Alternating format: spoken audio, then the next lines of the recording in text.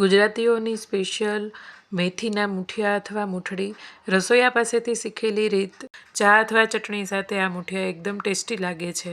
તો આ નાસ્તામાં પણ ચાલે છે. આવી સહેલી રીતે તો કદાચ તમને તમારા મમ્મીએ પણ નહીં શીખવી હોય. વિડીયો અંત સુધી જરૂરથી નિહાળજો. તો અહીંયા મૂઠડી બનાવવા માટે 1 વાટકો ચણાનો ઝીણો લોટ, અડધો વાટકો કરકરો ઘઉંનો લોટ, અડધો વાટકો કોથમરી અને 1 વાટકો લીલી મેથી લીધી છે. તેમાં નાખવા માટે આપણે 2 ચમચી ખાંડ, 2 ચમચી તેલ અને 1.5 ચમચી જેટલું તલ, ધાણા સૂકા અને વરિયાળી લેવાની છે. મીઠું સ્વાદ પ્રમાણે અને આપણા રેગ્યુલર મસાલા લીધા છે. બાઇન્ડિંગ માટે થોડું પાણીની જરૂર પડશે. તો આપણે સૌપ્રથમ મિક્સિંગ બાઉલમાં 1 વાટકો ધોઈને સાફ કરેલી સુધારેલી લીલી મેથી લીધી છે. તેની સાથે અડધા વાટકા જેટલી કોથમરી લીધી છે. હવે આપણે જેમાં મેથી લીધી છે ને તેટલો ચણાનો લોટ લેવાનો છે અને કોથમરી લીધી છે તેટલો આપણે ઘઉંનો જાડો લોટ લેવાનો છે.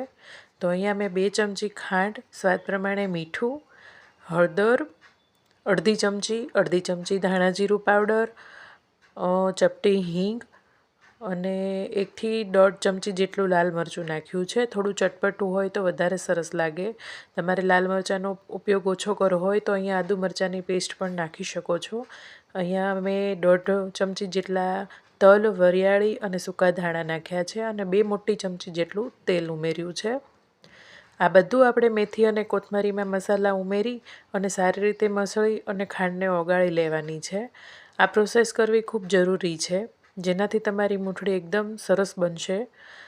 બાઇન્ડિંગ આવી જશે. કોથમરી અને મેથી છૂટી નહીં રહે અને ખાંડ પણ આખી નહીં રહે, ખાંડ ઓગળી જશે.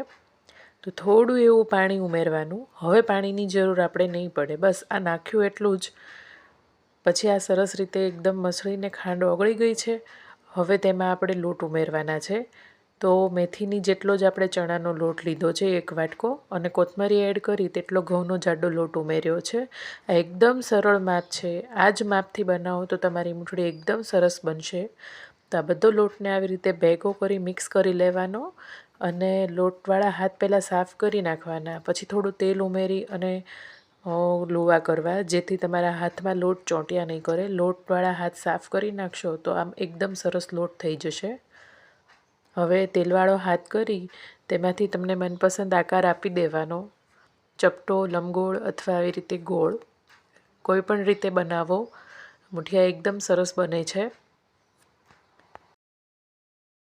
મૂઠિયા વળાઈ જાય પછી આવી રીતે તેલ એકદમ ફાસ્ટ રાખી અને તેલ ગરમ કરી લેવાનું. પછી એકદમ સ્લો ગેસ ઉપર ધીમે ધીમે મૂઠિયાને તળવાના. બહારથી ક્રિસ્પી થાય અને બહારનો લેયરમાં તિરાડ પડી જાય ત્યાં સુધી આપણે તળવાના. તો એકદમ પરફેક્ટ બનશે. જો ધીમા ગેસે તળશો તો જ એકદમ સરસ બનશે. ફાસ્ટ ગેસે ફટાફટ તળી લેશો તો બહારથી લાલ થઈ જશે પરંતુ અંદરથી મૂઠડી કાચી રહેશે. આ વાતનું ખાસ ધ્યાન રાખવું.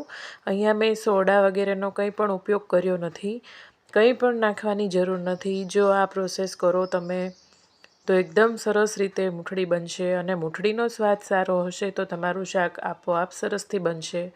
તો આ મૂઠડીને આપણે આવી રીતે એરટાઇટ ડબ્બામાં ભરી અને પેક કરી ફ્રીઝમાં 15થી 20 દિવસ સુધી સારી રહી શકે છે. તો આવી રીતે એકસાથે બનાવી ઉપયોગમાં લઈ શકીએ છીએ જ્યારે મન થાય ત્યારે. આ મૂઠડીને આપણે ગરમા ગરમ ચા સાથે સવારના નાસ્તા તરીકે પણ લઈ શકીએ છીએ. એકદમ ઝટપટ બની જાય છે અને શિયાળામાં મેથી પણ લીલી એકદમ સારા એવા પ્રમાણમાં મળી જાય છે. તો આ રેસીપી જરૂરથી ટ્રાય કરજો. ધન્યવાદ.